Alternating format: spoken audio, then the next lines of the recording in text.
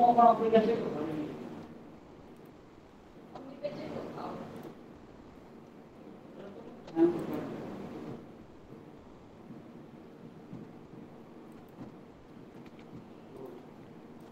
Assalamualaikum warahmatullahi wabarakatuh. Waalaikumsalam Waalaikumsalam warahmatullahi wabarakatuh. Perkuliahan ini nanti materi saya share ya ke dia atau apa untuk persiapan minggu depan kita UTS. UTS-nya menjawab di Firlenda. Mungkin kita di pertemuan ini saya langsung ke pertemuan ke-7 ya, karena beberapa pertemuan kita yang lalu itu terlampaui. Jadi nanti akan saya isikan materi-materinya. Nah, ini kita ke nanti perlindungan hukum ini ada di sini teorinya, nanti akan saya kirim juga. Dan kemudian nanti di pertemuan ke-8 ini kita minggu depan sudah melaksanakan UTS, kayak begitu.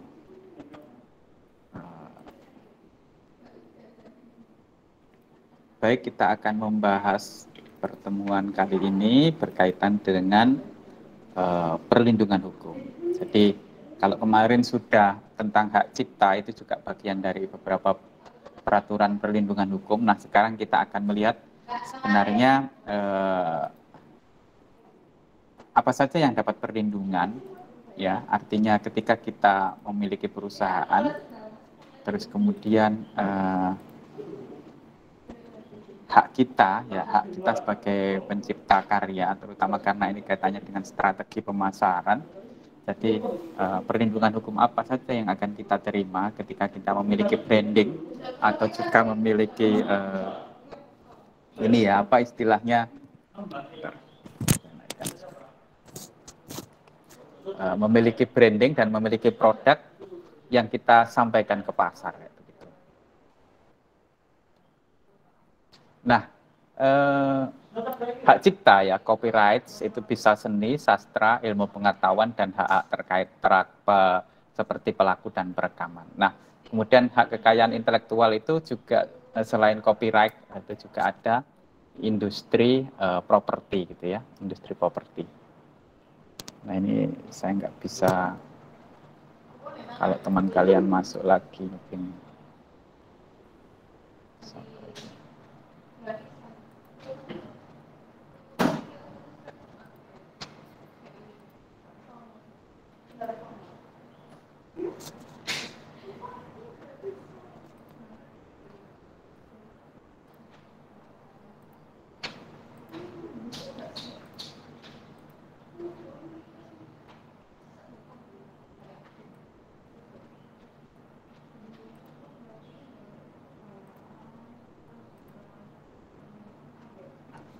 Ada beberapa paten, salah satunya Adibuana ini sangat banyak paten-paten, terutama dari teknik lingkungan.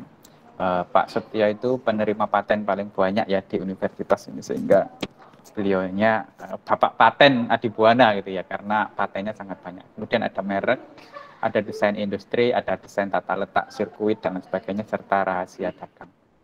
Nah, ini yang sebenarnya kalau kalian pahami, jika suatu produk itu yang lama, ini adalah seperti HP yang lama, itu apa saja yang mereka bisa patenkan dia. Salah satunya adalah merek, terus kemudian desain industri secara keseluruhan, baik itu sirkuitnya, baik itu modelnya, baik itu casingnya, baik itu layarnya, serta tampilannya. Ini kalau kita lihat ada apa saja di Acer ini. Salah satunya adalah simbol apa ini? Adalah simbolnya Windows gitu ya. Berarti artinya aplikasi ini dimiliki oleh Windows dan sebagainya. Ada paten, ada desain tata letak sirkuit, ada hak cipta gitu ya. Bahkan di dalam aplikasi di dalamnya ada pensilnya. Jadi ini salah satu HP atau Android yang waktu itu sangat mahal sekali, karena untuk membuat satu unit produk ini sudah berapa. Seingat saya Nokia dulu menciptakan pertama kali komunikator ya. Komunikator itu di tahun sekitar 99 atau 2000 itu sudah senilai 10 juta. Bayangkan beli HP komunikator itu sudah bisa untuk beli sepeda motor Honda itu dua biji gitu ya. HP komunikator yang punya Nokia yang kayak tepak, mungkin sebesar ini mungkin ya dulu, bisa dibuka begini, bisa ngetik dan sebagainya, komunikator. Itu pertama kali punya orang Adibuana itu Pak Nur Fadir gitu yang dosen teknik elektro waktu itu, sangat kaya sekali gitu ya, karena HP-nya komunikator itu dibuka begini. Itu 10 juta, padahal harga sepeda motor Grand itu yang disponsori oleh Mandra itu masih sekitar 5.400.000. HP itu sudah senilai 10 juta, itu berarti beli HP satu bisa beli motor baru itu 2 motor. Seperti itu, jadi sangat mahal teknologi, hak cipta dan sebagainya. Oke. Merek sebagai kepemilikan atau properti adalah kekayaan yang bergerak ya. Jadi ketika itu dianggap properti, salah satunya adalah kekayaan yang bergerak. Kemudian kekayaan tidak bergerak ada immovable property, kemudian kekayaan intelektual. Nah, ini intellectual property ini yang kita sedikit bahas kemarin. Jadi kita kayak mengingat-ingat gitu ya, kenapa Warkop DKI, terus kemudian kemarin ada anak muda yang mirip Dono, terus Kasino Endro almarhum itu ya. Jadi mereka mendapatkan gugatan karena salah satunya adalah mereka melanggar dari hak kekayaan intelektual ini ya. Jadi intellectual human property salah satunya yang mereka tidak penuhi gitu ya. Karena apa? Warkop DKI sudah mematenkan dirinya. Kalau tidak salah kemarin Pak Nur Fatirul itu mendapat, oke, saya tunjukkan salah satu bentuk properti ya, seingat saya. Oke, saya ambil di Sinoman sebentar. Sebentar ini saya akan gambarkan. Saya kopikan ke sini sebentar. Sinoman.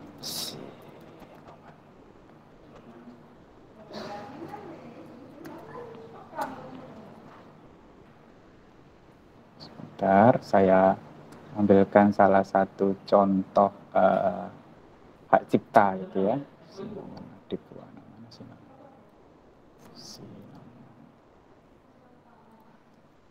Akan berapa jangka waktunya nanti kalian akan tahu. Jadi jangka waktunya adalah 50 tahun. Gitu ya. Saya tunjukkan bentuk sertifikatnya.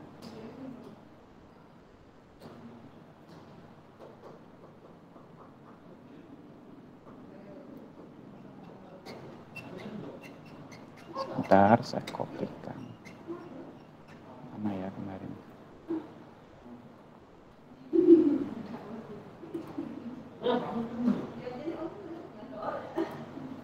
Nah, ini saya copy, ketemu.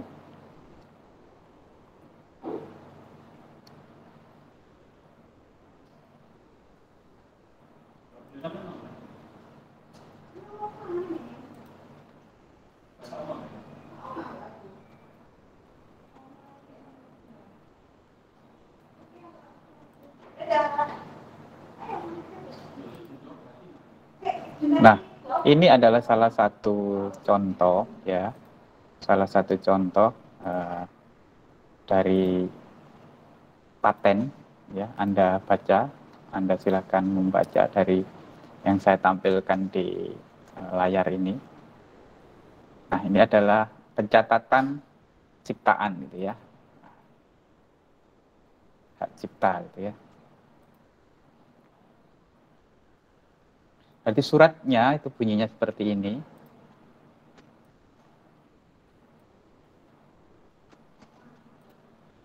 Ya. Republik Indonesia Kementerian Hukum dan Hak Asasi Manusia ya. Jadi memang yang mematenkan itu, yang memberikan kuasa itu adalah Menkumham itu dalam rangka perlindungan ciptaan tentang hak cipta. Ini adalah hak cipta diberikan kepada Dr. Andes Ahmad Fanani, STMPD. Ini alamat di rumah karena ini menciptakan lagu PGSD. Pemegang hak cipta, jadi nama penciptanya pemegang hak cipta adalah universitas. Jadi bisa dua ya, kalian nanti kalau kamu yang menciptakan, tapi pemegang hak cipta yang pernah disampaikan Pak Yitno, bisa keluargamu, bisa perusahaanmu gitu ya. Jadi mungkin nanti akan menjadi Yitno Utomo Company gitu ya, ketika saya menciptakan lagu-lagu. Jadi itu walaupun saya penciptanya, tapi nanti pemegang hak ciptanya adalah perusahaan. Nah, contohnya ini adalah Universitas PGRI Adibuana, Kemudian beralamat di sini Kewargaan Negara Dukanong. Jenis ciptaan adalah lagu, musik dengan teks. Berarti ada teksnya, ada musiknya. Judul ciptaan Mars PGSD gitu ya. Terus kemudian masa berlakunya berapa? Berlaku selama 50 tahun. Saya besarkan lagi. Ya, ini ya.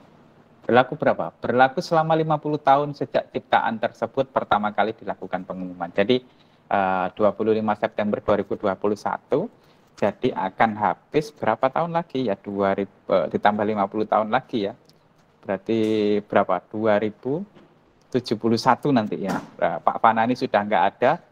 Ini masih berlaku ini ya. Jadi hari nanti setelah 50 tahun, seandainya nanti ternyata ada PGSD lain di Madiun dan selama tidak diciptakan lagi maka dia akan hilang gitu ya. Tidak akan bisa menjadi Mars PGSD nasional gitu ya. Tapi setelah 50 tahun ini berlaku.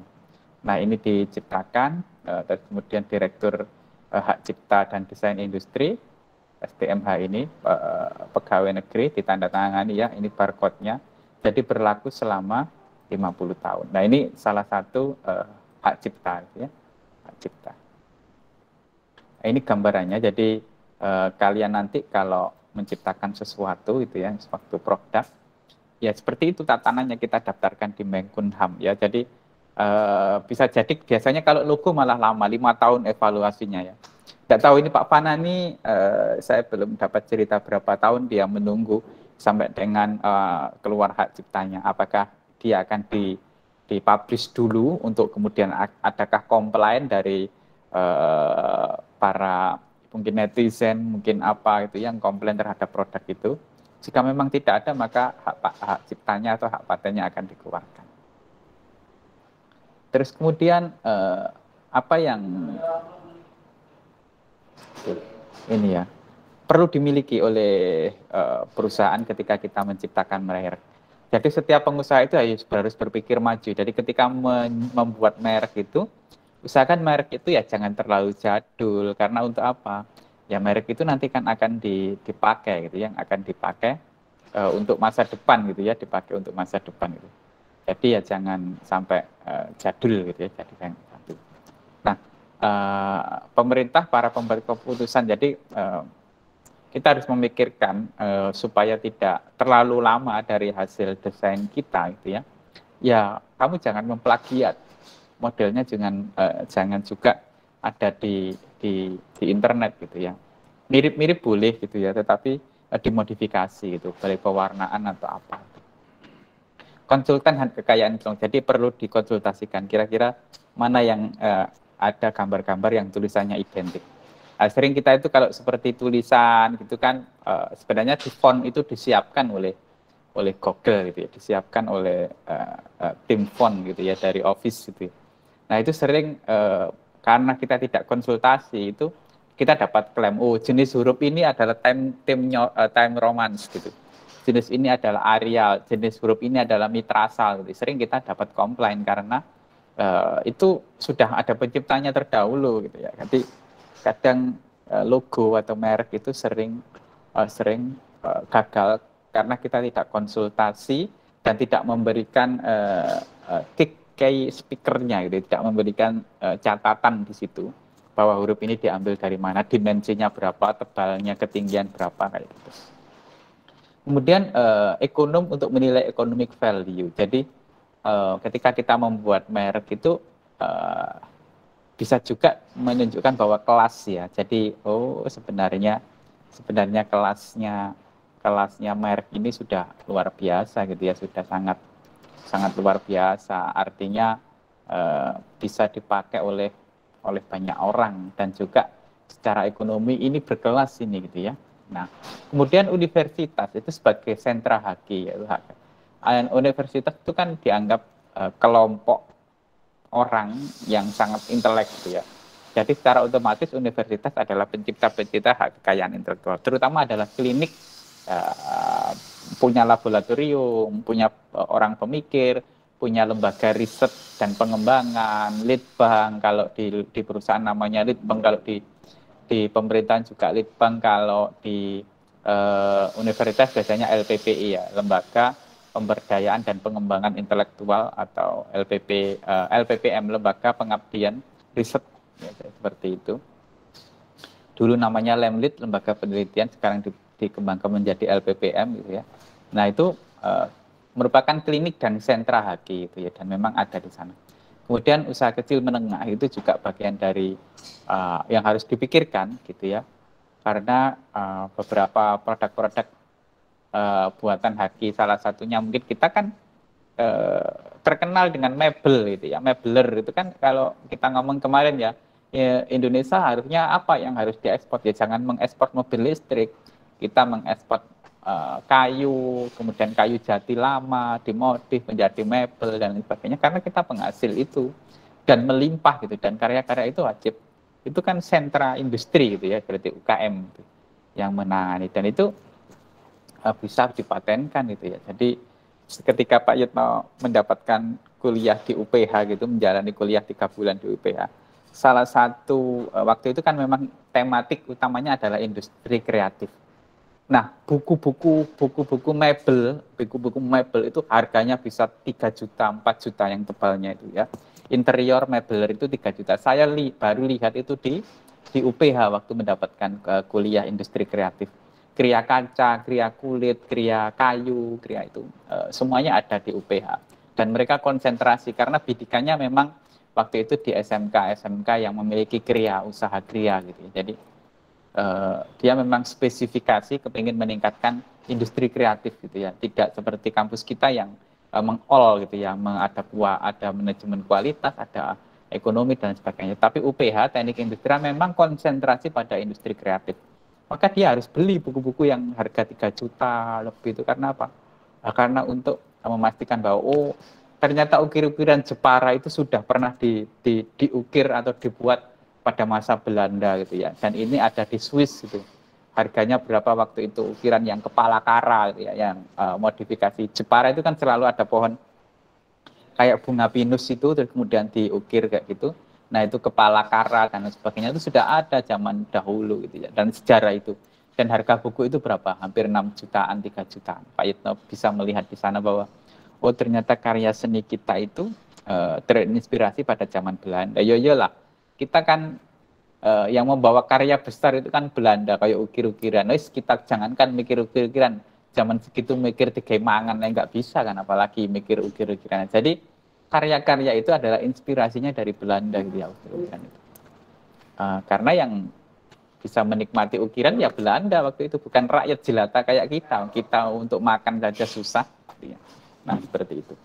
Jadi kalau kita mau membuka hak paten kita, ukir-ukiran itu semuanya terinspirasi pada zaman Belanda dan kerajaan kayak gitu ya. Nah kemudian implementasi merek pada proses perdagangan, diantaranya adalah perlindungan HQ, yaitu fungsi alat proses produk, desain tata letak, adanya produsen, kemudian dipatenkan, ada DTLST-nya, ada rahasia dagang, ini kemudian ada desain merek, ada merek, kemudian kita bawa ke pasar dan konsumen menilai gitu ya. Ini saya ambil sumbernya dari Bu Ernawati Yunus karena dia yang menangani berkaitan dengan kajian hukum ya. Jadi Pak Yitno mengadopsi ini dan pernah mengikuti seminarnya berkaitan dengan hak dan paten ini. Terus kemudian bagaimana masyarakat memperoleh merek, melakukan pendaftaran. Jadi ketika supaya terlindungi merek kita, maka kita harus melakukan pendaftaran seperti tadi. Jadi kalau nanti orang ada memakai PGSD lagunya seperti itu ya, Pak Fanani bisa mengkomplain dan mengklaim dan bisa memberikan denda karena produknya dipakai orang. Kemudian mengatur aset HQ dan melakukan konsultan. Tetap konsultasinya kepada Biro Hukum ya, karena HQ itu berkaitan dengan hukum gitu ya. Oke, alasan melakukan pendaftaran merek adalah eksklusif, posisi market yang kuat, adalah untuk bargaining, bernegosiasi, meningkatkan kekuatan bargaining kita.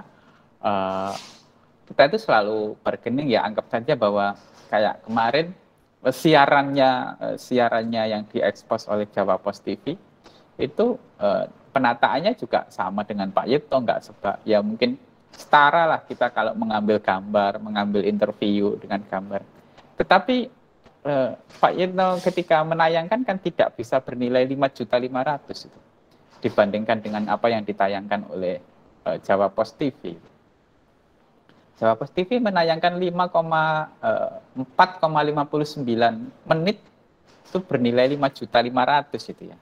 Pak Yitno menayangkan di UTV-nya gitu ya, YouTube official paling dinilai 200.000 gitu ya. Nah, apa yang Anda pikirkan bahwa ketika menempelkan sebuah merek itu adalah negosiasi ekonomi gitu ya, bargaining gitu ya. Nempel netok podo celek di atasnya ada logonya Jawa Pos TV sudah bernilai 5.500.000 dan PPN-nya itu 5 juta untuk beritanya, PPN-nya 5.500.000. Kita membuat YouTube ya gratis kayak gitu. Nah, itu salah satunya ketika kita punya merek dagang, maka negosiasi ya mahal gitu ketemunya. Oke. Merek kreasi ini yang kita harus pikirkan, gambar, nama, kata, huruf, angka-angka, susunan warna gitu ya. Ini lukisan, ada foto ya. Batavia Air, Hitachi, itu merek TV dan lain sebagainya, logo simbol Toyota ini sangat khas gitu ya. Yang kemarin ditanyakan kok kalau Toyota ya, Toyota itu baik mobil atau apa hampir sama gitu. Suzuki dengan sepeda motor juga sama. Yang lucu adalah Honda dan Honda di motor Honda dan mobil Honda itu nggak sama logonya ya. Mungkin Honda lebih ke anaknya, kalau sepeda motor Honda lebih dulu diciptakan oleh orang tuanya ya. Nggak sama logonya Honda itu ya, baik yang nempel pada mobil sama yang nempel pada motor. Kalau pada motor kan sayap ya, Honda ya pakai sayap. Tapi pada mobil huruf H begini ya, sudah berbeda gitu ya. Oke, ini beberapa merek yang menggunakan kata-kata gitu ya. Merek yang menggunakan angka, merek yang tersusun atas beberapa warna. Ini logonya, logo apa ini? Kalau Anda ingat ini logonya apa, yang gambar kipas gambar kipas pelangi, ini logonya apa? Ada yang tahu? Ada yang ingat? Apa rek?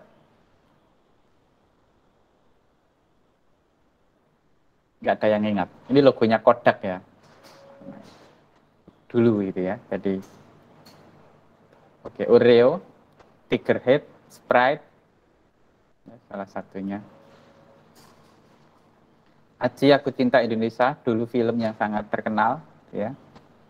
Itu sudah menjadi logo-logo yang sangat favorit gitu ya. Ini tadi seperti yang disampaikan Pak Yitno, ketika keuntungan perdagangan salah satunya adalah ini. Nah, ini kerugian perusahaan yang tidak mendaftarkan merek satu pasti lebih rendah pendapatannya karena mohon maaf, kita sering bahwa kita itu sekarang beli merek gitu ya.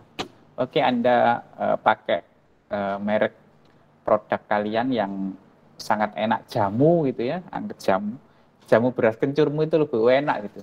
Tetapi ketika dilabeli dengan Sido Muncul sudah berapa harganya? 15.000. Padahal jamumu yang kamu minum ya 2.500 gitu ya. Tapi kalau sudah ada mereknya Sido Muncul maka harganya 15.000. Nah, itu akhirnya lebih rendah daya tawarnya ketika kita tidak memiliki brand atau merek. Kurang loyalnya konsumen terhadap barang tanpa merek. Iya. Kita ketika kita bikin makanan enak gitu ya, maka mau tidak mau kita makan makanan paling enak itu apa sih? Catering gitu ya. Ya mungkin daya tawarnya hanya 7.000 seenak-enaknya. Tetapi ketika kita Jaga Dita gitu ya, wah, atau di merek di cateringnya Jaga Dita sudah pasti mahal gitu ya. Atau mereknya Agis gitu ya, wis cateringnya punya siapa, Agis, ya wis pasti per porsi 35.000 ke atas harganya. Seperti itu ya. Terus kemudian kesulitan di dalam penegakan hak dan kekayaan. Oke, prosedur pendaftaran merek ada tahapannya seperti ini ya. Kalau Anda lihat, nah seperti itu. Tahapan ini supaya kita mendapatkan yang tadi seperti Pak Fanani, itu Anda bisa bisa lihat, bisa Anda gambarkan, Anda bisa terangkan gitu ya. Tolong ini nanti diterangkan di urutan ini, tolong nanti diterangkan apa saja tahapannya gitu ya.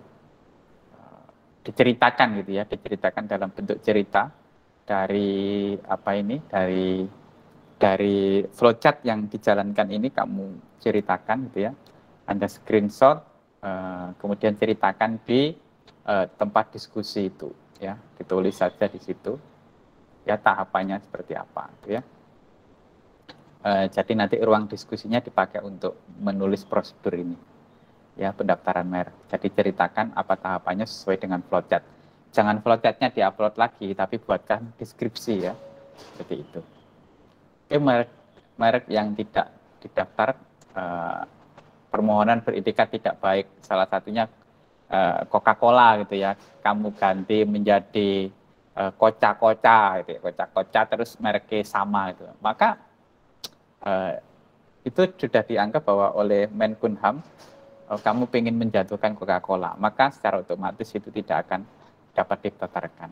Moralitas ya mungkin kamu menggambar apa ya yang bertentangan dengan negara gitu ya, simbol-simbol yang bertentangan dengan negara, ya pasti kamu tidak akan mendapatkan izin gitu ya.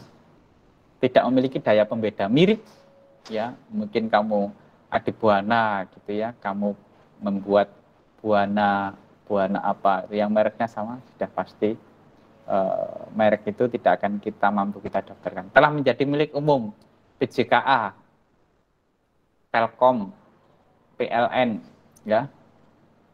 Kamu punya POM mini gitu ya, POM mini gitu ya, yang kamu labeli POM minimu itu dengan logo Pertamina, itu yang nggak boleh, pasti akan ditentangkan, sudah menjadi milik umum itu, seperti itu. Oke. Ini yang apa yang dipatenkan dari Adibuana. Salah satunya logo ini ya. Ini yang sudah dipatenkan, logo ini. Kampus Semangat Pagi, tulisan ini yang sudah dipatenkan.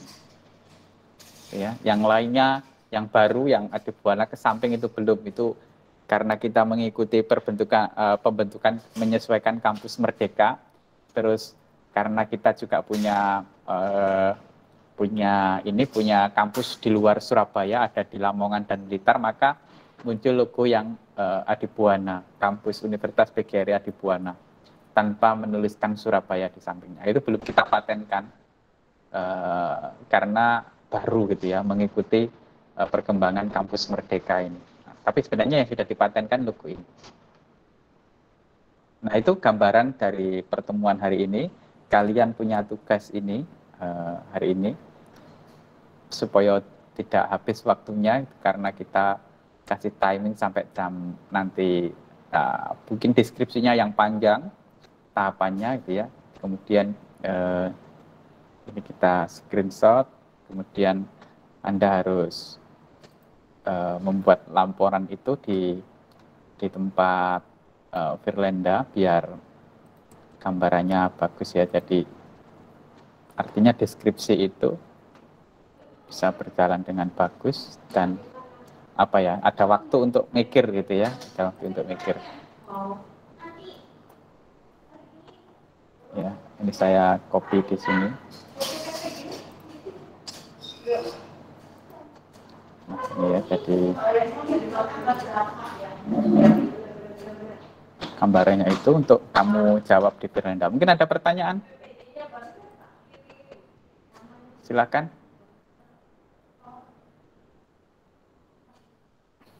Apa yang mau dikonsultasikan?